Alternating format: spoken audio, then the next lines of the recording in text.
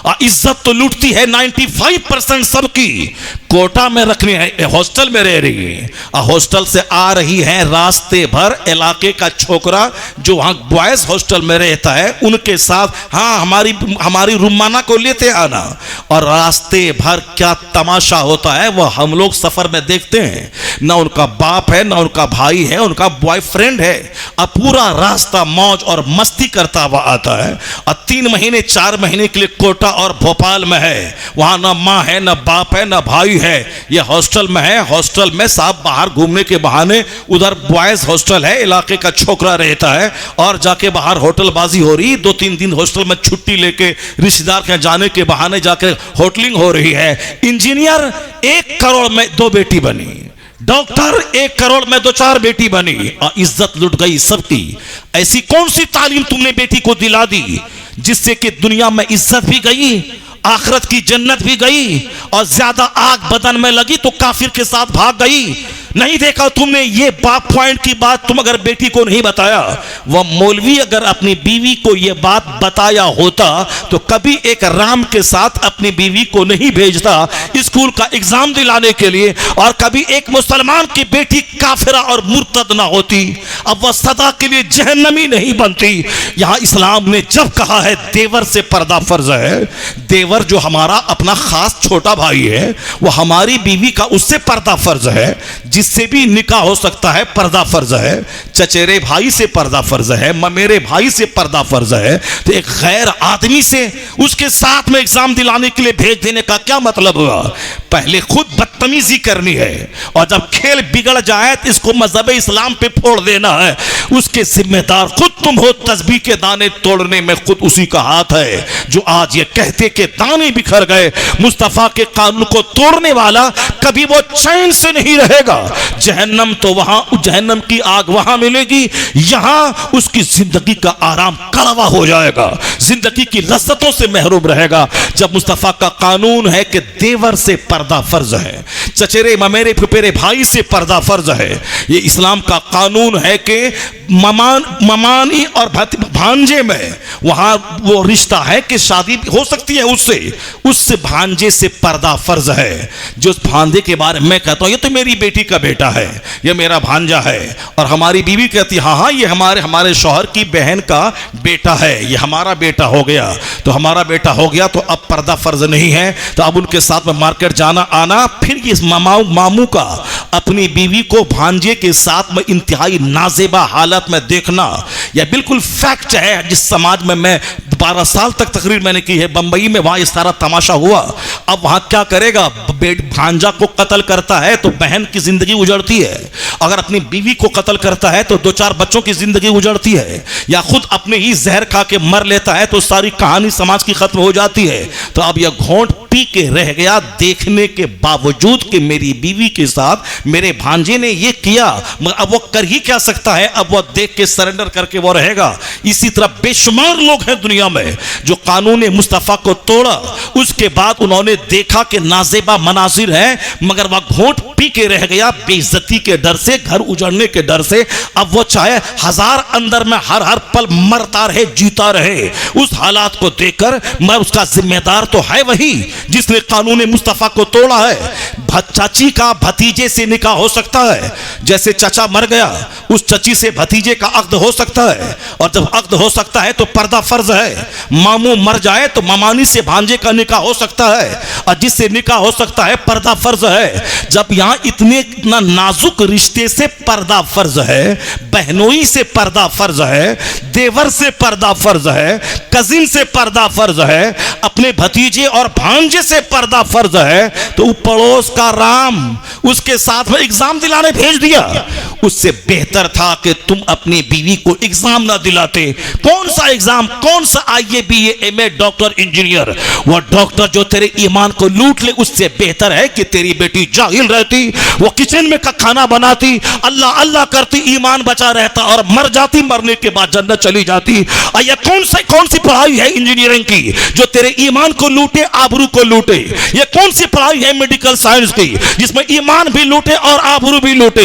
ये कौन सी पढ़ाई है स्कूल की जवान मर्दों के साथ बैठ के कोचिंग सेंटर में पढ़ना।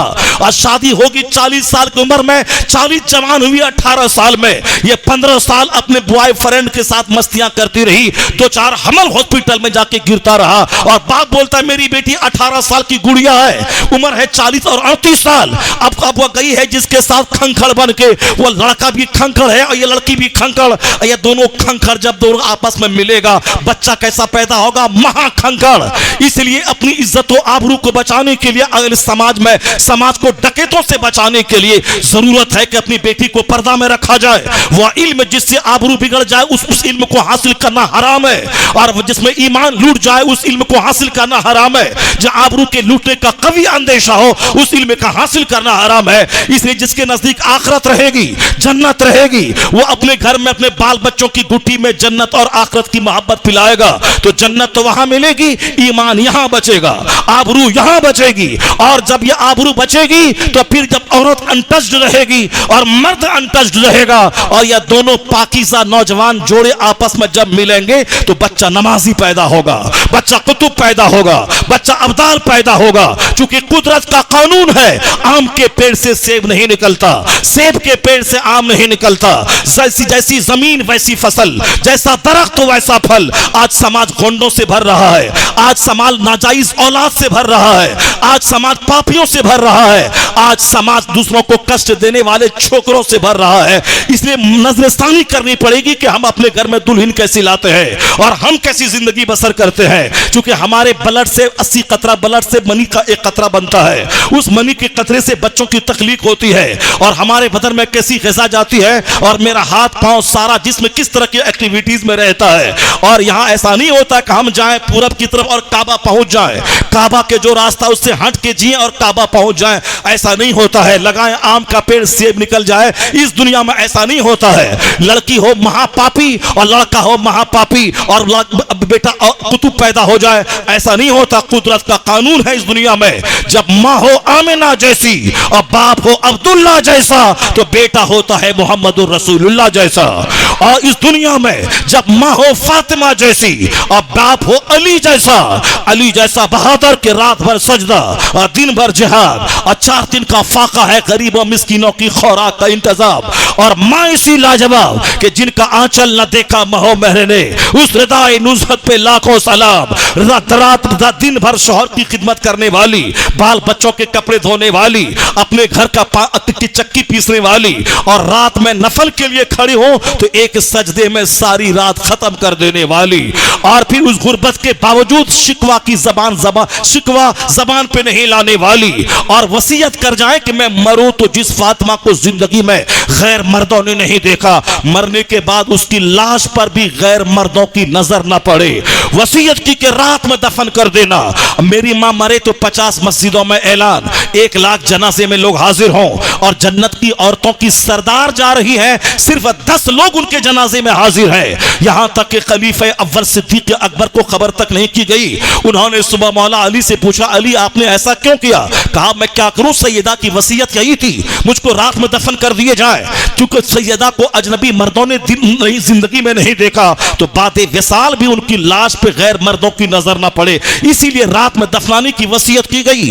जब जिसने उन्होंने पर्दे का ऐसा ख्याल किया तो अल्लाह क़यामत के दिन इनाम क्या देगा? 70,000 हूरों की झुरमुट में पुलिस रात पार कर जाएंगी और आवाज आएगी, या अहलल जम्मत के सुरूसकुम व खुद्दू अबसारकुम फइन्ना फातिमा बिन्त मोहम्मद तमुर्रु अला सिरात। ए अहले महशर निगाह झुका ले, आंखों को बंद कर ले, मोहम्मद की बेटी फातिमा पुलिस रात पार करने वाली है। जिन्होंने अपनी जिंदगी में अपने आप की हिफाजत की, अल्लाह क़यामत के दिन भी अहले महशर से उनकी हिफाजत करेगा और 70,000 हूरों की झुरमुट में जन्नत पहुंच जाएंगी, पुलिस रात पार कर जाएंगी। तो जब माँ हो फातिमा जैसी, कुदरत का कानून है, जब बाप हो अली जैसा तो बेटा अलोफर जोकर नहीं होगा, बेटा तारीख साज, तारीख रचने वाला, इस्लाम की आबरू बचाने वाला हसन और हुसैन पैदा होता है। जब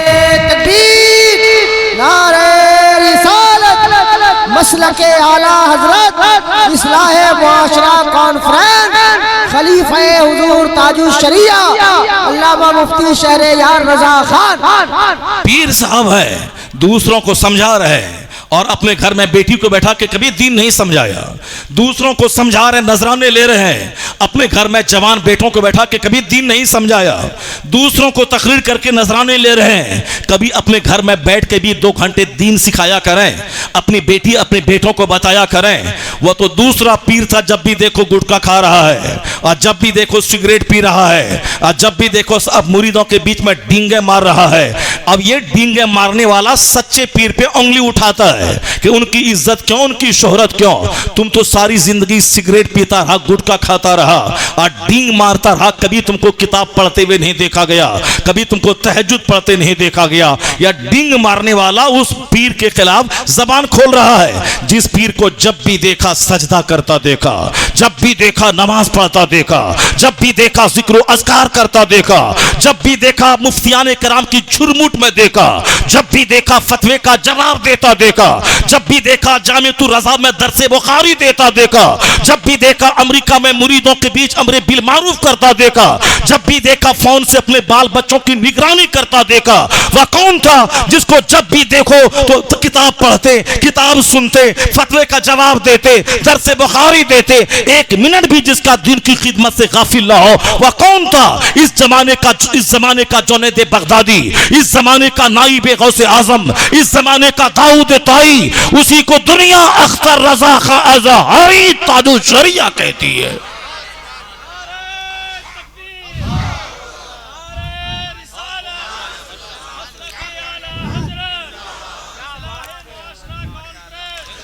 पीर वह जो अपने मुरीदों का भी ख्याल रखे, अपने मसलक का भी ख्याल रखे, अपने ईमान का भी ख्याल रखे और अपनी औलाद का भी ख्याल रखे, अपनी बीवी बच्चों का ख्याल रखे, अपने अहलो अयाल का ख्याल रखे, अपने घर वालों का ख्याल रखे। ऐसा नहीं कि दूसरों के शौक में अपने बाल बच्चों को उजाड़ देना है। जिसके घर में तरबियत नहीं होगी उसकी बीवी का यही हाल होगा, उनके बच्चों का यही हाल होगा।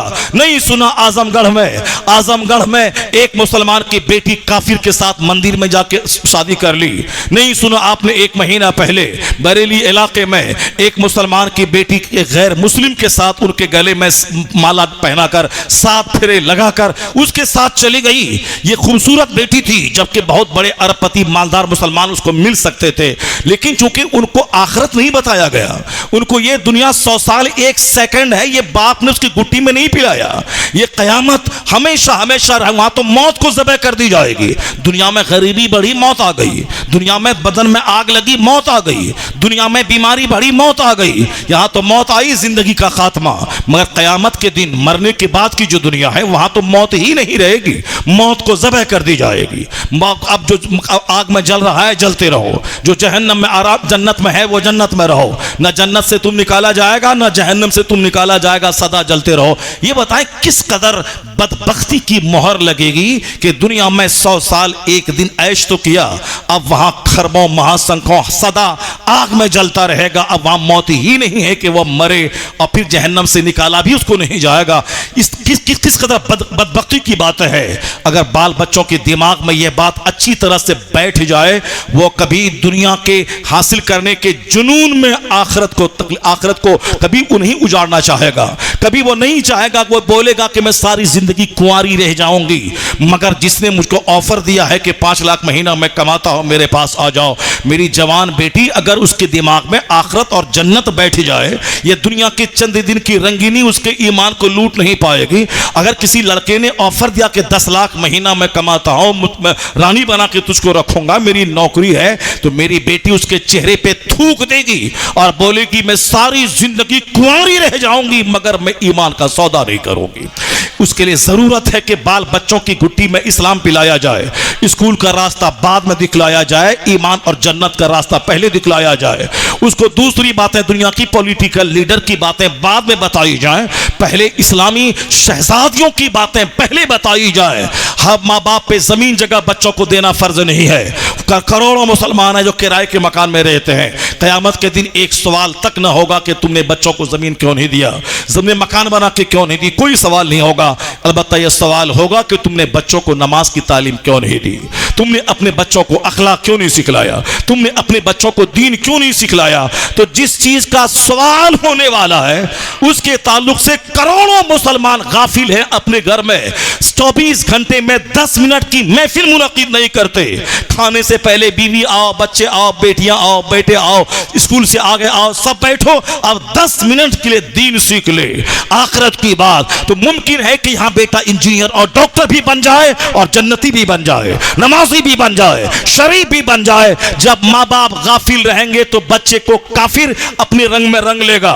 जब बेटी हमारी दीन नहीं सीखेगी तो वही हाल होगा। मौलाना मिला था, जन्नत में आई थी, दीन के माहौल में आई थी, हिजाब नकाब पहन रही थी। 2-4-10 दिन उन काफिर के साथ में जाने के बाद ये क्या हो गया कि दुनिया शादी भी रचा ली और ईमान भी लुटा लिया और दोनों जहान की रुसवाई, माँ बाप की नाक भी कटवा दी, हिंदुस्तान के 40 लाख मुसलमानों का सर भी नीचा कर दिया। लानत है उस बाप पे जिसने ऐसी नापाक बेटी पैदा किया हो। वो गलत है वो समाज जिस समाज में ऐसी गंदी औरतें पलती हो। हम उसके जिम्मेदार हैं। हमारे घर में फला डॉक्टर बन गया, 50 किलो कमा लिया, फला इंजीनियर बन गया, 50 बंगला दिल्ली में खरीद लिया। डॉक्टर इंजीनियर, डॉक्टर इंजीनियर, उस डॉक्टर इंजीनियर पे पेशाब कर दे जहां ईमान के लूटने का अंदेशा हो, जहां जन्नत के खत्म होने का अंदेशा हो। तुमने नहीं सुनी सरकारें दो जहां के घर में किस तरह का माहौल था? 2-2 महीने गुजर जाते मगर चूल्हे में आग तक नहीं सुलगती थी, खजूर और पानी पे गुजर बसर होता था। जिस दिन कौनैन के मालिक का विसाल हुआ उस दिन चिराग में जलाने के लिए तेल तक मौजूद नहीं था।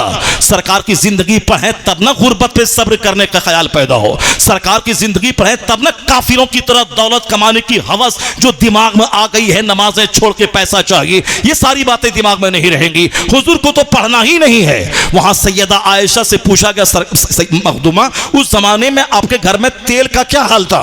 चिराग जलता होगा? तो आप कहती है तेल में चिराग जलाना, उस जमाने में तेल मिल गया होता तो हम लोग पी जाते उसे। यानी घर में इस कदर फाके का आलम रहता था। ये कहती हैं अगर तेल मिल गया होता उसे हम लोग पी लेते, चिराग में क्या जलाते। यानी इस कदर तंगियां थी। उमर फारूक आजम हुजूर के कमरे में दाखिल हुए, रोने लगे।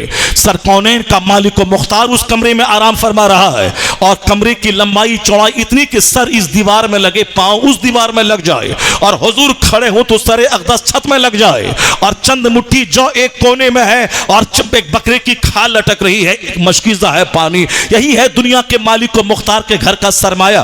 सरकार उमर फारूक रोने लगे। हुजूर उठकर बैठ गए। कहा उमर क्यों रोते हो? कहा हुजूर आपकी सादगी ने मुझको रुलाया है। सरकार कहते हैं क्या तुम इससे खुश नहीं हो कि मैंने दुनिया दुनियादारों के लिए छोड़ दिया है, अपने लिए मैंने आखिरत को पसंद कर लिया है। यही पैगाम काश हर मुसलमान किसी काफिरों की दौलत को देखने के बाद ये न देखे कि वाह क्या इनके पास दौलत है, क्या मकान है। नहीं, ये बोल मैंने दुनिया इन काफिरों के लिए छोड़ दिया है, अपने लिए मैंने जन्नत को इख्तियार कर लिया है, अपने लिए मैंने आखिरत को इख्तियार कर लिया है। ये बोलेगा कौन? जो कड़ाके की सर्दी में नहा करके फजर की नमाज पढ़ने जाएगा। ये बोलेगा वो जो चिलचिलाती धूप में कपड़ा पहन करके जोहर की नमाज पढ़ने मस्जिद में जाएगा। ये बोलेगा वो जिसके घर में बेटी की बारात आई हो तो भी वो नमाज नहीं छोड़ेगा। ये बोलेगा वो जिसके घर से जनाजा निकले एक वक्त की नमाज न छोड़ा हो, ये वो बोलेगा। यहाँ तो सर में दर्द हुआ, नमाज छूट गई। बेटी की शादी है, 10 दिन से नमाज छूट गई। दस्तारबंदी का जलसा है, 10 दिन से नमाज छूट गई। साहब कोई फंक्शन पार्टी घर में है, नमाज छूट गई। और नमाज पढ़ाता भी है तो 4 टाइम का नमाजी, जबकि 5 टाइम मिलके बनती है नमाज। और यहाँ 4 टाइम छोड़े और फजर में रोजाना 10 बजे उठकर नहा धो के नमाज पढ़े और यह है नमाजी बाबू। जबकि होना चाहिए था कि नमाज फजर के लिए कड़ाके की सर्दी में नमाज पढ़ना पड़े कि नहा करके वो नमाज पढ़ लेता। अभी तो अल्हम्दुलिल्लाह अल्लाह का दिया हुआ लोगों के पास सब कुछ मौजूद है। उधर गीजर रहता है, उधर गैस का चूल्हा रहता है, वो चाहे 10 मिनट में पानी गर्म करे, नहा के वजू करके मस्जिद चला जाए। आज गीजर है, 5 मिनट में ऑन करे और साहब वजू करे, वजू करके मस्जिद चला जाए। मगर गीजर की मौजूदगी में 4 टाइम के नमाजी, गैस की मौजूदगी में 4 टाइम के नमाजी। चाय पीने की ख्वाहिश हो तो 4 बजे भोर में चाय पी लें और जहन्नम से बचने के लिए 5 मिनट पानी गर्म करके वजू करके मस्जिद जाएं, ये नहीं होता। उसके बाद जब बच्चे बिगड़ जाते हैं तो आते हैं पीर साहब के पास कि हजरत तावीज दे दीजिए, मेरा बेटा मेरी बात नहीं मानता है। 1 करोड़ तावीज अगर पीर साहब कि तुम आम के पेड़ में लटका दे, आप बोले कि सेब निकल जाए, नहीं निकलेगा।